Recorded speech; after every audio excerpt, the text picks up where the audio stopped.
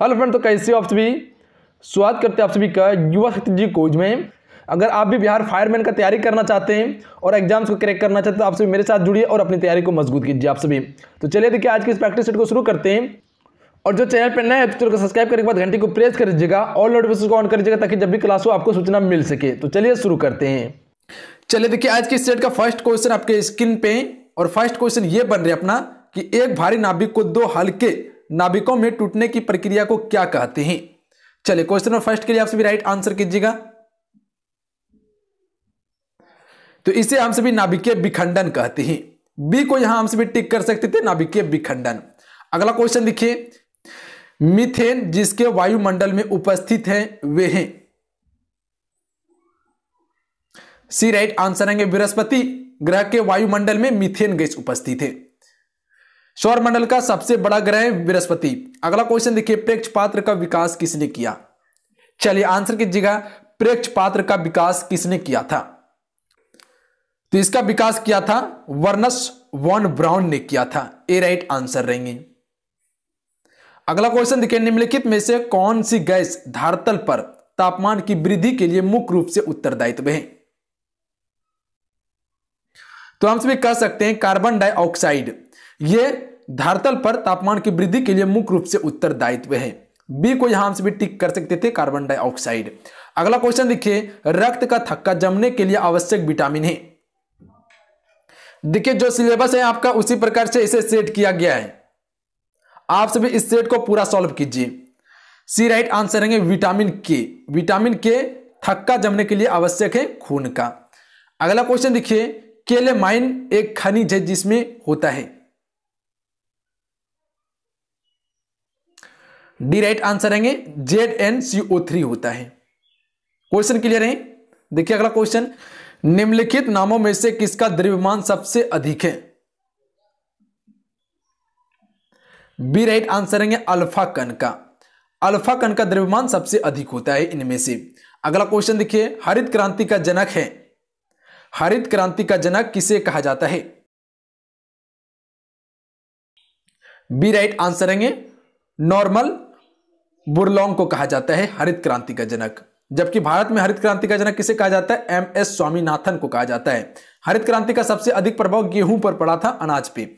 अगला क्वेश्चन देखिए, निम्नलिखित में से कौन सा कथन असत्य है। देखिए एक चीज आप सभी को बताते हैं, जब आप एग्जाम पेपर देने लगेगा तो उस समय जब क्वेश्चन पढ़िएगा तो उस समय ध्यान दीजिएगा सत्य बोल रहा है या असत्य बोल रहा है, नहीं बोल रहा है या हाँ बोल रहा है। इसके कारण क्वेश्चन गलती होता है पेपर में, ध्यान रखिएगा आप सभी। ये आपको बता दिए क्योंकि 2 दिन के बाद आपका एग्जाम होने वाले 20 तारीख को, तो ध्यान में रखिएगा आप सभी। प्रकाश संश्लेषण में CO2 का उपयोग होता है, यह बिल्कुल गलत है। जबकि प्रकाश संश्लेषण सूर्य के प्रकाश से होता है, बिल्कुल सही है। प्रकाश संश्लेषण में CO2 का उपयोग होता है, यह भी बिल्कुल सही है। प्रकाश संश्लेषण में CO2 बाहर निकलता है, यह भी बिल्कुल सही है। सही नहीं है ऑप्शन नंबर सी। देखिए अगला क्वेश्चन, पेट में भोजन को पचाने के लिए निम्नलिखित में से किसकी आवश्यकता खास होती है।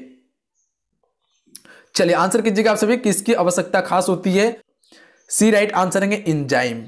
क्वेश्चन क्लियर है, एंजाइम हो जाएंगे।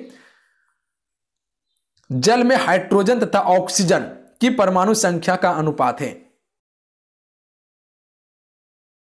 हाइड्रोजन तथा ऑक्सीजन की परमाणु संख्या का अनुपात 2:1 होता है जल में। बी राइट आंसर रहेंगे। देखिए अगला क्वेश्चन, दही में किस प्रकार का अम्ल पाया जाता है। तो हम सभी जानते हैं कि दही में किस प्रकार का अम्ल आता है, लेटिक अम्ल रहता है।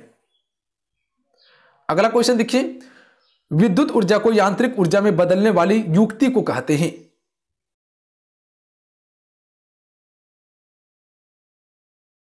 ए राइट आंसर है मोटर।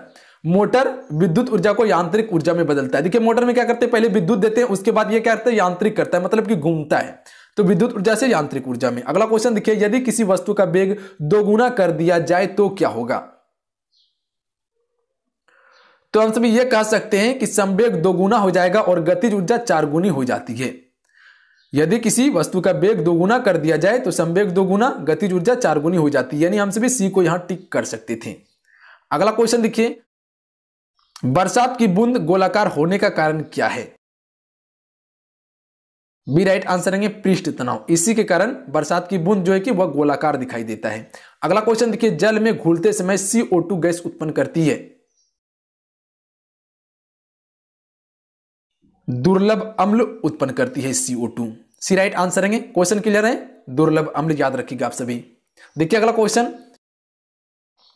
प्रकाश का तरंगी सिद्धांत परिस्थापित किया गया था। बी राइट आंसर रहेंगे, ह्यूजेंस के द्वारा किया गया था, ये बी राइट आंसर रहेंगे। अगला क्वेश्चन देखिए, जब किसी पिंड पर कोई स्थित बल का प्रयोग किया जाता है तो यह एक समान से डॉट डॉट से चलेगा। तो यह खाली स्थान पे क्या आएगा, त्वरण के साथ चलेगा। यह खाली स्थान पे त्वरण चलाएंगे। अगला क्वेश्चन देखिए, धोवन सोडा वाशिंग सोडा का रासायनिक नाम क्या है। धोवन सोडा को वाशिंग सोडा कहते हैं, इसका रासायनिक नाम क्या है। सी राइट आंसर रहेंगे, सोडियम कार्बोनेट इसका रासायनिक नाम है। आप सभी बताइएगा इसका रासायनिक सूत्र क्या है। धोवन सोडा का रासायनिक सूत्र क्या होता है, नीचे कमेंट बॉक्स में आप सभी बताइएगा। अगला क्वेश्चन देखिए, अंतरिक्ष में प्रवेश करने वाली प्रथम भारतीय महिला कौन थी। याद होंगे आप सभी को, कल्पना चावला, क्योंकि बहुत बार यह क्वेश्चन करा चुके आप सभी को। अगला क्वेश्चन देखिए, चंद्र तल पर मनुष्य को उतारने वाला प्रथम अंतरिक्ष यान कौन था। चलिए आंसर कीजिएगा आप सभी, कौन सा अंतरिक्ष यान था। अपोलो 11 था। अगला क्वेश्चन देखिए, यदि किसी वस्तु को दोनों सिरों से पकड़कर खींची जाती है तो उस पर लागू बल डॉट डॉट को कहा जाता है। तो इसे खिंचाव कहा जाता है। अगला क्वेश्चन देखिए, तात्कालिक वेग और औसत वेग तब बराबर होता है जब वस्तु में शून्य त्वरण हो। जब वस्तु में शून्य त्वरण हो, डी राइट आंसर रहेंगे।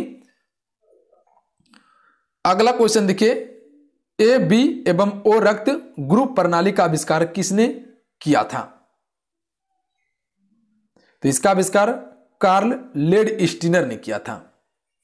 याद रखिएगा आप सभी, सी राइट आंसर रहेंगे। देखिए अगला क्वेश्चन, आकर्षण के गुरुत्वाकर्षण बल के अभाव में रॉकेट पर परनोद डॉट डॉट होता है। तो देखिए इसका राइट आंसर ऑप्शन में डी जाएंगे, स्थिर रहता है। अगला क्वेश्चन देखिए, एक तत्व का इलेक्ट्रॉनिक विन्यास 284 है तो तत्व का नाम है। यह तत्व का नाम है सिलिकॉन। अगला क्वेश्चन देखिए, भिलाई इस्पात संयंत्र का निर्माण किसके सहयोग से किया गया था। तो यह किया गया था रूस देश के सहयोग से। अगला क्वेश्चन देखिए, बनारस हिंदू विश्वविद्यालय के संस्थापक कौन थे। चलिए आंसर कीजिएगा, बनारस हिंदू विश्वविद्यालय के संस्थापक कौन थे। मदन मोहन मालवीय। अगला क्वेश्चन देखिए, गौतम बुद्ध ने अपना प्रथम उपदेश कहां दिया। चलिए क्वेश्चन नंबर 29 के लिए आप राइट आंसर कीजिएगा, कहां दिया था। तो हम कह सकते हैं सारनाथ में सबसे पहला उपदेश दिया था। ज्ञान की प्राप्ति बोध गया में हुआ था, लुम्बिनी में जन्म हुआ, कुशीनगर में मृत्यु हुआ। सबसे अधिक उपदेश कहां दिया था, श्रावस्ती में। अगला क्वेश्चन देखिए, किस स्मृति ने कृषि जोत पर कर लगाने की संस्तुति की थी। चलिए बताइएगा, किस समिति ने कृषि जोत पर कर लगाने की संस्तुति की थी। डी राइट आंसर रहेंगे, राष्ट्र समिति ने। अगला क्वेश्चन देखिए, 1857 के विद्रोह के समय भारत का गवर्नर जनरल कौन था। चलिए आंसर कीजिएगा आप सभी। तो ये थे लॉर्ड कैनिंग, जो कि अंतिम गवर्नर जनरल तथा प्रथम वाइसराय बने थे। अगला क्वेश्चन देखिए, किसी चुंबक की आकर्षण शक्ति सबसे अधिक कहां होती है। तो यह होती है दोनों किनारों पर। किसी भी चुंबक की आकर्षण शक्ति सबसे अधिक दोनों किनारों पर होती है। अगला क्वेश्चन देखिए, संविधान के किस भाग में ग्राम पंचायतों की स्थापना की बात की गई है। तो यह की गई है भाग 4 में, बी राइट आंसर रहेंगे। अगला क्वेश्चन देखिए, भस्म वह पदार्थ है जो, बी राइट आंसर रहेंगे, प्रोटॉन ग्रहण करता है। क्वेश्चन क्लियर है। अगला क्वेश्चन देखिए, टेलीस्कोप की खोज किस वैज्ञानिक ने की थी। चलिए आंसर कीजिएगा आप सभी, किसने की थी, गैलीलियो ने। अगला क्वेश्चन देखिए, भारत का प्रथम गवर्नर जनरल एवं वाइसराय था।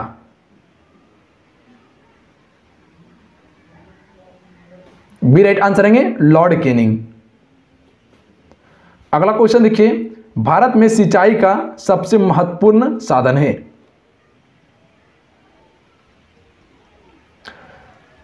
ए राइट आंसर है नहर। नहर जो है कि भारत में सिंचाई का सबसे महत्वपूर्ण साधन है। अगला क्वेश्चन देखिए, स्टेथोस्कोप का आविष्कार किसने किया? बी राइट आंसर है लेनी ने किया था। अगला क्वेश्चन देखिए, लोकसभा के स्पीकर का निर्वाचन होता है।